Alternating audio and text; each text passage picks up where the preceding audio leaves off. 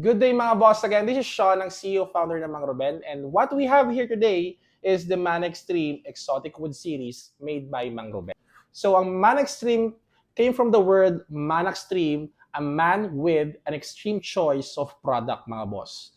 So di na natin pag-uusapan dito yung history, pati yung specification ng product. So Man Extreme started way back 2001 once we discovered that we could create the Striker Q series mga boss. And after a span of 3 to 4 months mga boss, na-sold out na natin siya. And syempre bilang owner ng brand, we wanna make sure na mas ma-elevate pa natin yung experience ng players na bumibili ng Man Extreme. So we came up with the exotic designs, same as this Burl Amber, one of the top sellers ng Mang Ruben mga boss, na 12.5 mm po yung pinaka-tip niyan. 5x16-18 yung thread, and naka-leather grip para hindi mabilis dumulas once na naglalaro ka.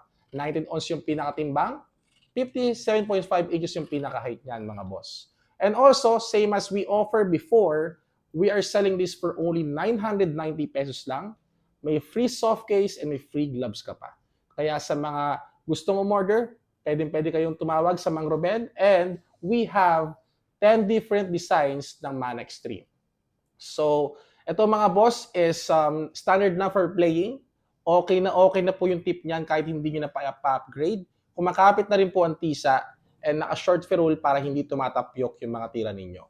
So, ito mga boss, available na to sa lahat ng platforms, Shopee, Lazada, and TikTok. Same with the Facebook mga boss. Kaya pwede na kayong umorder. So, yun mga boss, maraming salamat sa mga porta.